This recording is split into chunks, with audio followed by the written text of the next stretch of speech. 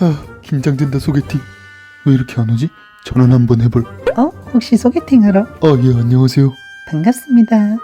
대화 어떻게 시작하지? 그래, 취미를 물어보자. 취미가 소개팅에서는 제일 무난하고 부담 없는 질문이랬어. 그래, 취미. 혹시 취미가 어떻게 되세요? 제 취미요? 저는 공방에서 반지, 조명 같은 거 만드는 거 좋아해요. 그런 거는 전문가들만 만드는 줄 알았는데 제가 직접 만들어 보니까 생각보다 쉽고 성취감도 느껴져서 좋고, 운동하는 것도 좋아해요. 저 피트니스 대회 나가는 거 예전부터 꿈이었거든요. 짬날 때마다 트레이너분이랑 식단 조절까지 맞춰가면서 근육량 키우고, 이렇게 하면 내 스스로 관리도 하고 목표치를 도달했을 때 성취감도 느껴지고 너무 좋더라고요. 혹시 그쪽은 취미가 뭐예요? 제 취미요? 아이씨, 취미라고 이 시간일 때 유튜브 보는 거밖에 없는데. 게임, 축구, 오바야 여자들이 제일 싫어하는. 뭘 말해야 좋지? 뭘 말해야 되는 거야? 인트로를 보고 오신 여러분, 혹시 자신만의 취미가 있으십니까?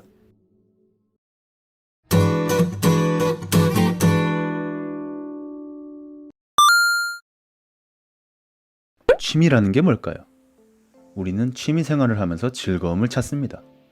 학교나 회사에서는 내가 무언가 성과를 내야 하는 압박에 시달리지만, 취미를 할 때만큼은 그 어떤 부담도 없이 온전히 내가 즐거워하는 일을 하기 마련이죠. 그렇기에 취미를 가진 사람이라면 행복할 것 같습니다. 실제로 취미를 가진 직장인 중 80%가량이 행복하다고 했다죠. 여가 시간에 즐거운 취미를 통해 행복을 찾는 것처럼 보입니다. 그런데 개뿔, 취미를 가지고도 행복하지 않다고 대답한 사람도 65%나 된다는 사실. 아니, 취미를 가지면 행복할 줄 알았는데 그렇지가 않다고요? 이건 무슨 귀신 씨나라 까먹는 소리야? 자, 여기서 우리가 가지는 취미라는 것에 대해 좀 자세히 알아볼 필요가 있습니다. 서울 소재의 직장인들의 취미를 한번 알아본 결과 평일 여가 활동의 79.6%가 영상 시청, 인터넷 검색 등이 28%, 주말 여가 활동은 영상 시청이 43%, 여행 및 나들이가 43.2%로 나왔습니다. 여가 시간의 대부분을 영상 시청으로 보낸다는 것이죠. 그나마 주말에 시간이 나면 바깥 나들이 및 여행을 즐기는 모습입니다. 전부 획일화되어 있죠. 내가 정말로 즐거워하는 취미일지는 잘 모르겠다는 겁니다. 그렇다면 왜 나만의 취미를 가지지 못할까요? 정부에서도 직장인들 워라밸 지켜주겠다고 주 52시간 근무를 법적 의무화까지 했는데, 직장인들의 대답은 시간은 있어도 뭘 할지 모른다고 하는 사람이 20.2%나 된다고 합니다. 아니, 그렇다면 도대체 왜 우리는 내가 무엇을 하고 싶은지조차 모르는 걸까요? 자, 여러분, 이 상황에 대해 유용한 해법을 제시하고 있는 한 철학자가 있습니다. 그 양반은 바로 한나 아렌트. 우리는 이 사람이 쓴 인간의 조건을 통해 이 귀신 씨나라 까먹는 듯한 상황을 헤쳐나갈 힌트를 얻을 수 있습니다. 한나 아렌트는 유태인을 무자비하게 학살했던 나치 정권 하에서 개인의 비판 능력을 말살하고 전체 의견에 복종하게 하는 무시무시한 전체주의에 대해서 이야기합니다. 그러면서 동시에 현대사회에까지 그 잔재를 남기고 있는 전체주의에 대해서도 이야기하죠. 현대에 들어서면서 나치 정권 때처럼 정치적인 의미는 많이 사라졌을지라도 사회적 현상으로서의 전체주의는 오히려 확장이 되었다고 진단합니다. 스스로 판단할 수 있는 사고력보다 사회적인 기준에 맞춰서 인간의 활동이 획일화가 되었다는 것이죠. 이러한 전체주의적 삶을 경계한 한나 아렌트는 삶을 구성하는 활동 양식을 진단함으로써 나름의 해결책을 모색합니다. 인간의 활동을 노동, 작업, 행위로 나누면서 사람이라면 행위를 하고 살아야 한다고 말하죠. 그렇다면 그 노동, 작업, 행위가 무엇일까요? 우선 노동, 먹고 사는 문제를 해결하기 위한 활동을 말합니다.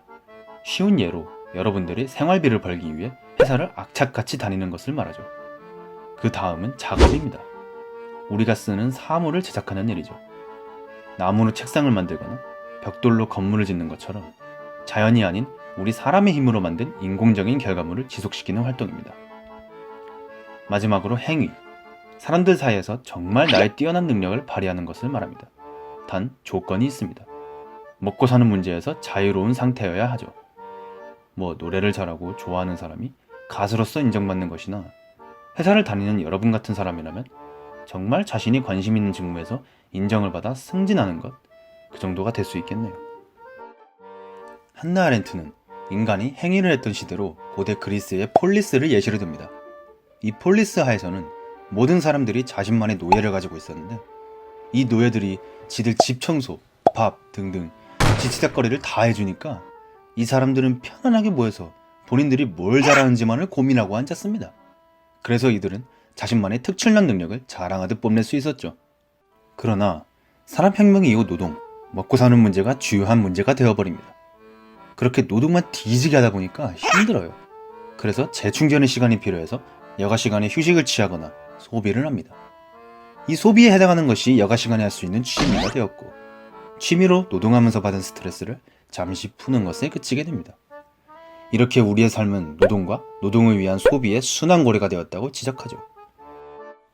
결국 이렇게 노동으로 인한 스트레스를 풀기 위해 취미를 가지게 되는 것이 사회 전체의 트렌드가 되어버리면서 소확행, 욜로가 확산이 된 것이 아닐까요?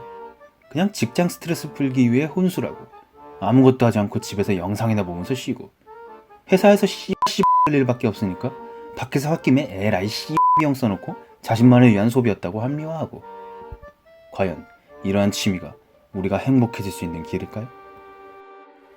실제로 직장 생활에 지치지 않는 나만의 노하우 1위가 아무것도 하지 않는 철저한 휴식이라는 답변이 무려 48%나 된다고 합니다. 이것은 결국 회사에 나가 노동을 하기 위해서 내 몸에 휴식을 주는 것이죠. 노동의 취미가 구속되어 있다는 겁니다. 혹은 남들에게 인정받기 위해 취미를 가지려고 하죠. SNS를 보면 퇴근 후 나를 위한 선물이랍시고 탕진잼, 시발 비용을 마치 자랑이라도 하려는 듯 해시태그가 남발합니다. 자신은 사회 전체의 트렌드에 맞추려 하죠. 뒤처져 보이기 싫으니까요. 그래서 우리는 취미로도 행복하지가 않은 것 같습니다. 온전히 나만의 주체성을 살리는 것이 아니라 취미를 천편일률적으로 가지게 하는 사회의 기준 속에 나라는 존재가 얽매이고 있는 것은 아닐까요? 그렇다면 취미가 나의 행복이 되기 위해선 어찌해야 할까요? 트렌드만 맹목적으로 쫓거나 노동을 위한 충전의 시간으로서의 취미만을 가지고 있다 보니 우리는 진짜 내가 좋아하는 취미가 무엇인지도 모르는 지경에 이르게 된 것입니다.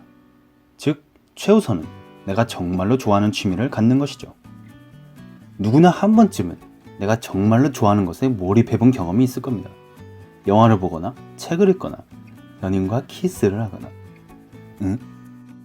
이뿐만이 아니죠. 오덕질과 같이 남들이 잘 하진 않지만 나는 즐거워서 하는 것들도 있습니다. 만드는 거 좋아하는 분이라면 프라모델을 만들거나 피규어 모으는 게 될 수도 있고, 본인이 오지게 모험하는 거 좋아하시면 오지 탐험을 할 수도 있겠죠. 미하엘이라는 박사는 몰입이 삶을 창조적으로 만든다고 이야기했습니다. 본인이 정말로 몰입해서 할 정도로 즐거워하는 일을 해야 내 삶을 더 풍요롭게 가꿀 수 있다는 것이죠. 즉, 나 자신이 즐거워야 한다는 겁니다. 사회가 정한 기준에 의해서, 남들의 시선에 의해서 가지는 취미는 결국 나의 행복에는 도움이 되지 않는다는 것이죠. 취미로 시작해서 직업이 된다면 금상첨화겠죠?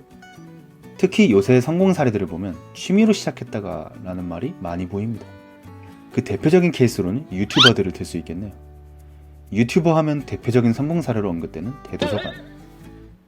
이분의 저서 유튜브의 신을 살펴보면 덕후들이야말로 특정 분야에서 본인만의 지식과 전문성이 있기 때문에 유튜브에서 성공할 가능성이 높은 것 같다고 진단합니다. 실제로 자신이 좋아하는 애니를 덕질하면서 콘텐츠를 만드는 사람들이 구독자도 많고 인기도 많지 않던가요? 덕업일치라는 말이 있습니다. 좋아하는 분야에서 일하는 사람을 뜻하는데, 결국 이것이 말하는 바는 본인이 정말로 좋아해서 몰입할 수 있는 일이어야 행복을 우선으로 챙길 수 있고 그것이 업으로까지 연결될 수 있다는 겁니다. 그래야 비로소 우리는 노동의 순환고리에서 벗어나 한나 아렌트가 말한 행위하는 주체적인 인간이 될 수 있지 않을까요? 하다못해 단순히 취미만을 가지더라도 그 시간이 온전히 내가 행복한 시간이 될 수 있지 않을까요?